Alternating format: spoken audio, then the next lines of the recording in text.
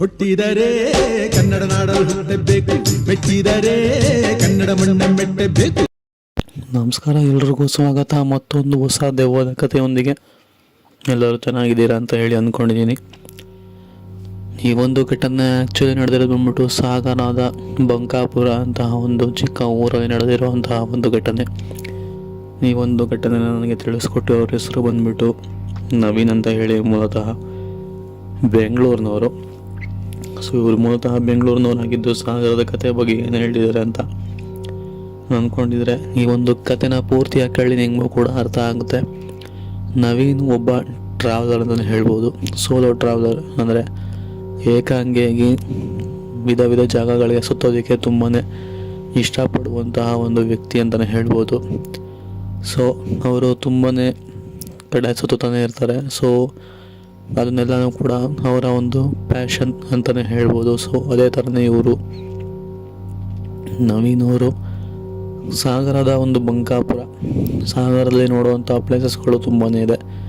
So ಅದನ್ನೆಲ್ಲ ನೋಡಬೇಕು ಅಂತ ಹೇಳಿ ಇವರು ನೈಟ್ ಸಾಗರಗೆ ಬಂದು ಅಲ್ಲೇ ಒಂದು ರೂಮ್ ಮಾಡಿ, ಅಂದರೆ ಸಾಗರ ಅಂದರೆ ಸಾಗರದ ಮೇನ್ ಊರಲ್ಲ, ಈ ಒಂದು ಬಂಕಾಪುರ ಅಂತ ಹೇಳಿದ್ನಲ್ಲ. ಸೊ ಆ ಒಂದು ಊರು, ಆ ಊರಲ್ಲಿ ಅಷ್ಟಾಗಿ ಹೋಟ್ಲಿಲ್ಲ ಅಥವಾ ಲಾಡ್ಜ್ ಏನೂ ಕೂಡ ಇಲ್ಲ. ಸಾಗರದ ಮೇನ್ ಸಿಟಿ ಹತ್ರ ಇರ್ಬೋದಷ್ಟೇ ಒಂದು ಊರು, ಬಟ್ ಅಂತ ಹೇಳ್ಕೊಳ್ಳೋಂಥ ವ್ಯವಸ್ಥೆ ಏನೂ ಇಲ್ಲ.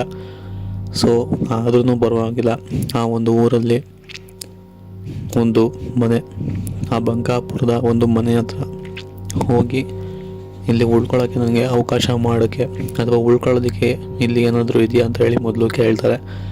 ಇಲ್ಲಿ ಯಾವುದೂ ಇಲ್ಲ, ನೀವು ಸಾಗರ ಮೇನ್ ಸಿಟಿಗೆ ಹೋದ್ರೆ ಅಲ್ಲಿ ನಿಮಗೆಲ್ಲ ಲಾಡ್ಜ್ಗಳು ಸಿಗ್ತವೆ ಅಂತ ಹೇಳ್ತಾರೆ. ಬಟ್ ಇಲ್ಲಿಂದ ಸಾಗರದ ಮೇನ್ ಸಿಟಿಗೆ ಹೋಗಬೇಕು ಅಂತ ಅಂದರೆ ಸುಮಾರು ಒಂದು 4-5 ಕಿಲೋಮೀಟ್ರ್ ಆಗುತ್ತೆ. ಬಟ್ ಅದು ಇವ್ರಿಗೆ ವಾಪಸ್ ಹೋಗೋದಕ್ಕೆ ಇಷ್ಟ ಆಗೋದಿಲ್ಲ. ಪರವಾಗಿಲ್ಲ, ನನಗೆ ಇದೊಂದು ರಾತ್ರಿ ಇಲ್ಲೇ ಉಳ್ಕೊಳ್ಳೋಕೆ ಅವಕಾಶ ಮಾಡಿಕೊಡಿ ಅಂತ ಹೇಳಿ ಕೇಳ್ತಾರೆ.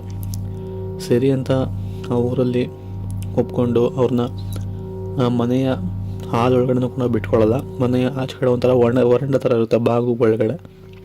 ಸೊ ಅಲ್ಲಿಗೆ ಬರೋದು ಕೇಳ್ತಾರೆ. ಅದಕ್ಕೆ ಇವರು ಇಲ್ಲ ಪರವಾಗಿಲ್ಲ, ನಾನು ಇಲ್ಲೇ ಕಟ್ಟೆ ಮೇಲೆ ಮಲ್ಕೊತೀನಿ, ನನಗೆ ಒಂದು ಮುಚ್ಕೊಳ್ಳೋಕ್ಕೆ ಒಂದೇ ಒಂದು ರಗ್ ಕೊಡಿ ಅಂತ ಹೇಳಿ ಕೇಳ್ತಾರೆ. ಬಟ್ ಇಲ್ಲ, ನೀನು ಜಗಲಿ ಮೇಲೆಲ್ಲ ಮಲಗಬೇಡ, ನೀನು ಒಳಗಡೆ ಬಾ ಅಂತ ಹೇಳಿ ಒಳಗಡೆ ಹೋಗಿ ಅವ್ರಿಗೆ ಊಟನೂ ಕೂಡ ಹಾಕೊಟ್ಬಿಟ್ಟು ಕೊನೆಗೆ ಒಳಗಡೆ ಆ ಒಂದು ವರಂಡ ಅಂತ ಹೇಳಿದ್ನಲ್ಲ, ಬಾಗಿಲು ಒಳಗಡೆ ಒಂದು ಜಾಗ. ಸೊ ಅಲ್ಲಿ ಒಂದು ಚಾಪೆ ಮತ್ತು ಒಂದು ದಿಂಬು ಹಾಗೆ ಒಂದು ಕಂಬಳಿನ ಕೊಡ್ತಾರೆ.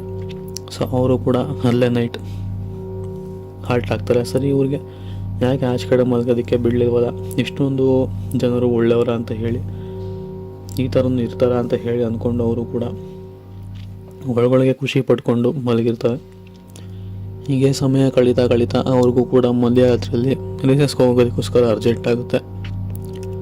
ಅವರು ಕೂಡ ಮನೆಯಿಂದ ಆಚೆ ಕಡೆ ಬಂದು ಬೀದಿ ಅಂದರೆ ಮೋರಿರುತ್ತಲ್ಲ, ಸೊ ಅಲ್ಲಿ ಹೋಗಿ ರಿಸಸ್ ಮಾಡಬೇಕಾದ್ರೆ ಲೆಫ್ಟ್ ಸೈಡ್ಗೆ ಸುಮ್ಮನೆ ಸುತ್ತಮುತ್ತ ಆ ಕಡೆ ಕಣ್ಣಾಯಿಸೋ ಥರ ಲೆಫ್ಟ್ ಸೈಡ್ಗೆ ನೋಡ್ತಾರೆ. ಸೊ ಅಲ್ಲಿ ಅವ್ರಿಗೆ ಕಾಣುವಂಥದ್ದು ಯಾವುದೋ ಒಂದು ಬಿಳಿ ಸೀರೆ ಹಾಕಿರುವಂತಹ ಹೆಂಗಸು ಅವ್ರ ಕಡೆನೇ ನಡ್ಕೊಂಬರ್ತಿರೋ ಥರ ಅವ್ರಿಗೆ ಕಾಣಿಸುತ್ತೆ. ಸರಿ, ಯಾರೋ ಈ ಊರಿನವರೇ ಇರಬೇಕು ನಾವು ಬಿಡು, ಈ ಸಮಯದಲ್ಲಿ ಬರ್ತಾ ಇದ್ದಾರಲ್ಲ ಅಂತ ಹೇಳಿ ಅವರು ಕೂಡ ಆ ಕಡೆ ತಿರ್ಕೊಂಡು ಶುರು ಮಾಡೋದಕ್ಕೆ ರಿಸಸ್ ಮಾಡೋದಕ್ಕೆ ಮಾಡ್ತಾರೆ, ಬಿಕಾಸ್ ಕಾಣಿಸ್ಕೊಬಾರ್ದು ಅಂತ ಹೇಳಿ. ಬಟ್ ಅವ್ರು ನೋಡ್ತಿದ್ದಂಗೆ ಎಷ್ಟು ಬೇಗ ನಡ್ಕೊಂಬರ್ತಾರೆ ಅಂತಂದರೆ ಅರ್ಧನೂ ಕೂಡ ಮುಗಿದಿರೋದು. ಆಲ್ರೆಡಿ ಅಷ್ಟು ದೂರ ಇದ್ದಂಥವ್ರು ಇದ್ದಕ್ಕಿದ್ದಂಗೆ ಅವರ ಹಿಂದೆನೇ ಬಂದಿರೋವಂಥದ್ದು. ಇದನ್ನು ನೋಡಿದಂಥ ಅವ್ರಿಗೆ ತುಂಬಾ ಗಾಬರಿ ಆಗುತ್ತೆ. ಅಂದರೆ ಯಾವ ಥರ ಗಾಬರಿ ಅಂತ ಹೇಳೋದಕ್ಕಾಗಲ್ಲ, ಬಿಕಾಸ್ ಅವರ ಪ್ರೈವೇಟ್ ಕೆಲಸ ಮಾಡ್ತಿದ್ರು. ಅದು ಅಲ್ಲದಲ್ಲೇ ಆ ಊರು ಯಾರು ಅಂತಲೂ ಕೂಡ ಗೊತ್ತಿಲ್ಲ, ಬಿಳಿ ಸೀರೆ ಬೇರೆ ಹುಟ್ಟಿದ್ದಾರೆ. ಇದು ಯಾವ ಥರ ಟೆನ್ಷನ್ ಅಂತ ಅವ್ರಿಗೂ ಕೂಡ ಗೊತ್ತಾಗೋದಿಲ್ಲ. ಸರಿ ಅಂತ ಹೇಳಿ ಅಲ್ಲಿಂದ ಅವರು ಕೂಡ ಅವರು ಜಿಪ್ ಹಾಕ್ಕೊಂಡು ಅರ್ಧಂಬರ್ಧ ಮುಗಿಸ್ಕೊಂಡು ಹೇಗೋ ಅಲ್ಲಿಂದ ಹಿಂದೆಗಡೆ ಬಂದುಬಿಡ್ತಾರೆ. ಬಟ್ ಸಡನ್ನಾಗಿ ಮತ್ತೆ ತಿರುಗಿ ನೋಡಿದಾಗ ಅಲ್ಲಿ ಯಾರೂ ಕೂಡ ಇರೋದಿಲ್ಲ. ಅರೆ ಇನ್ನೂ ಇಲ್ಲಿ ಯಾರೋ ಇದ್ರಲ್ಲ, ಇವಾಗ ಇನ್ನೂ ಇಲ್ಲಿ ಯಾರೋ ಇಲ್ವಲ್ಲ ಅಂತ ಹೇಳಿ ಕನ್ಫ್ಯೂಸ್ಡ್ ಮೈಂಡ್ಗೆ ಬರ್ತಾರೆ. ಬಟ್ ಅದು ಅರ್ಧಂಬರ್ಧ ಮುಗಿಸಿದ್ರಿಂದ ಅರ್ಜೆಂಟ್ ಇನ್ನೂ ಆಗ್ತಾನೆ ಇರುತ್ತೆ. ಸೊ ಪೂರ್ತಿ ಮುಗಿಸೇ ಬಿಡೋಣ ಅಂತ ಹೇಳಿ ಮತ್ತೊಮ್ಮೆ ಜಿಬ್ಬಿಚ್ಚಿ ಪೂರ್ತಿ ಕೆಲಸನ ಮುಗಿಸ್ಕೊತಾರೆ. ಸೊ ಅದಾದಮೇಲೆ ಅವ್ರಿಗೆ ತಿರ್ಗಾ ಲೆಫ್ಟ್ ಸೈಡ್ ರೈಟ್ ಸೈಡ್ ಸುತ್ತ ನೋಡ್ತಾರೆ, ಮತ್ತೆ ಯಾರು ಬರ್ಬೋದು ಅವರು ಅಂತ ಎಲ್ಲೂ ಕೂಡ ಕಾಣಿಸೋದಿಲ್ಲ. ಮತ್ತೊಮ್ಮೆ ಮನೆ ಹತ್ರ ಮುಖ ಮಾಡಿ ಸುಮ್ಮನೆ ಮೇಲೆ ನೋಡಿದಾಗ ಗೊತ್ತಾಗುವಂಥದ್ದು ಆ ಮನೆ ಹಂಚಿನ ಮನೆ ಆಗಿತ್ತು. ಅದಲ್ಲದೆ ಹಳೆ ಮನೆಗಳು ಕೂಡ ಅದೇ ಮನೆ ಹಂಚಿನ ಮೇಲೆ ರೈಟ್ ಸೈಡ್ ಮತ್ತೊಂದು ಮನೆ ಮೇಲೆ ಅದೇ ಬಿಳಿ ಸೀರೆ ಹಾಕಿರುವಂಥ ಹೆಂಗಸು ಕೂತಿರೋ ಥರ ಅವ್ರಿಗೆ ಕಾಣಿಸ್ಕೊಳ್ಳುತ್ತೆ. ಸೊ ಅಲ್ಲಿ ಅವ್ರಿಗೆ ಎಷ್ಟು ಹೋಗ್ತಾರೆ ಅಂತ ಅಂದರೆ ಹೆಂಗೆ ಸಾಧ್ಯ, ಇಲ್ಲಿದ್ದವ್ರು ಅಲ್ಲಿ ಹೆಂಗೆ ಹೋದ್ರು ಹತ್ತೋದಕ್ಕೆ ಹೆಂಗೆ ಸಾಧ್ಯ ಅಂತ ಹೇಳಿ ಜೋರಾಗಿ ಕಿರ್ಚ್ಕೊತಾರೆ. ಸೊ ಇದನ್ನೆಲ್ಲ ಗಮನಿಸಂತಹ ಆ ಮನೆಯಲ್ಲಿ ಆ ಊರಿನವರೆಲ್ಲ ಕೂಡ ಆಚೆ ಕಡೆ ಬರ್ತಾರೆ. ಎಲ್ರಿಗೂ ಕೂಡ ಆ ವ್ಯಕ್ತಿ ತೋರಿಸ್ತಾರೆ, ಅಲ್ಲಿ ನೋಡಿ ಏನೋ ಕೂತಿದೆ ಅಂತ. ಬಟ್ ಆ ಊರಿನವ್ರಿಗೆ ಯಾರಿಗೂ ಕೂಡ ಅದು ಕಾಣಿಸ್ತಿರೋದಿಲ್ಲ, ಇವನೊಬ್ಬನಿಗೆ ಮಾತ್ರ ಕಾಣಿಸ್ತಿರುತ್ತೆ.